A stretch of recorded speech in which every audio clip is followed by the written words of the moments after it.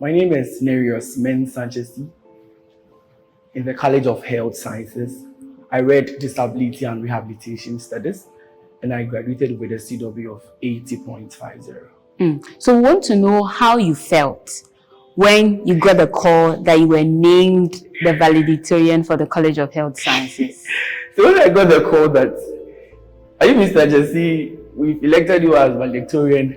I said Jesus like 10 seconds. Jesus. And then the one was like, you were a man. Why? I'm like, you don't understand. Please give me 10 seconds. I'm coming. So I just felt like it was a surprise. It wasn't part of the plan. I didn't see myself there. So yes, I was so surprised, happy, and then I was crying too. We are happy as well. But take us back. What made you decide to read Disability and Rehabilitation program? Yes. So it is a very personal reason, but yes, let me share it. So it happens that when I completed senior high school, both of my parents, were disabled. They had disability. So my dad is blind, and then my mom had stroke. So she was paralyzed. So I just wanted a program that would make me understand them. Even though it wasn't my first choice, it was my third choice.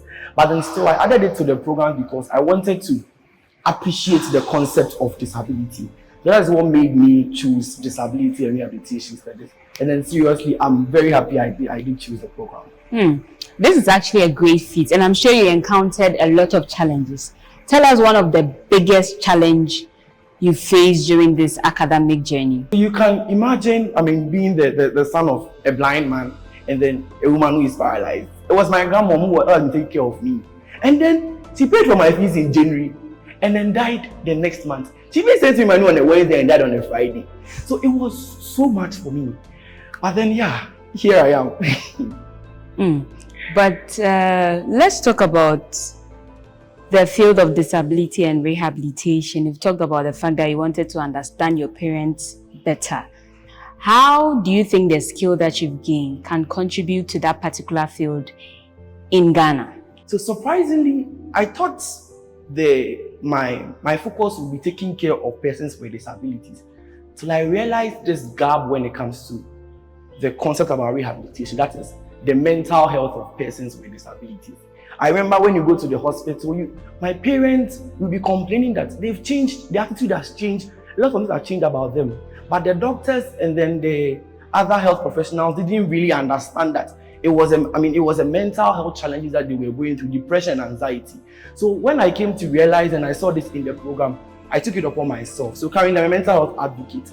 And what I do is I advocate for accessible mental health when it comes to persons with disabilities. So moving forward, I would want to contribute to the field of disability and then mental health, so bridge that gap between the two. Interesting. Let's talk about your KNUST experience. Is there a particular experience, a particular course, a particular lecturer that changed your perception about life? Yes. It would be my current boss, my supervisor. So I'm a teaching and research assistant, and the one I'm under. I remember he was teaching research methodology, and then I asked the question in class. And then he was like, Nereus, this is a very brilliant question, but I'm not sure of the answer. I'll go and read and get back to you. You need to go and read when you come with this class. I was sitting there and I was like, how can a professor, one way or the other, come so low to the fact of, saying that he doesn't know the answer? So it made me realize that learning doesn't end. And from that time, I've always wanted to work with him because I know that I will learn so much from him. So yes, it has made me understand that learning doesn't end with being a professor. How were you able to balance all the things that you did with leadership, with all of that, with studies to become the valedictorian?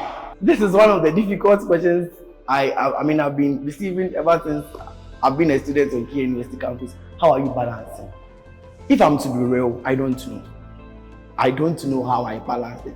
Because something like my final year, I was holding 9 different offices. And it's not like I was a member, president of Kufuor Scholars, president of CAR associations, president of Gospel Expo. So it was top position.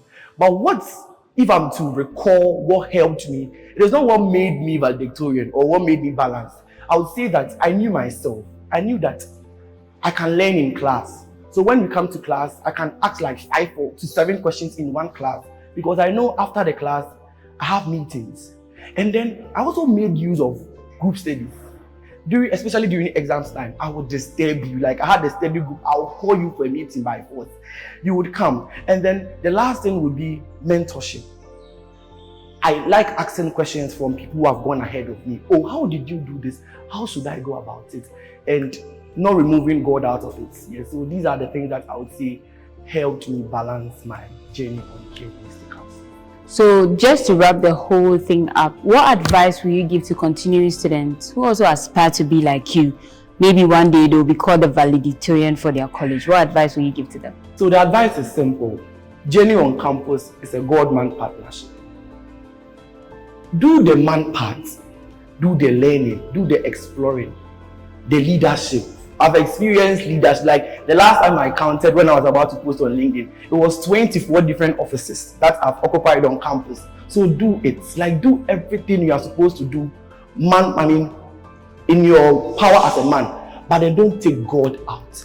So to simplify it, I would say DP plus HE equals to S, that is divine power plus human effort equals to success.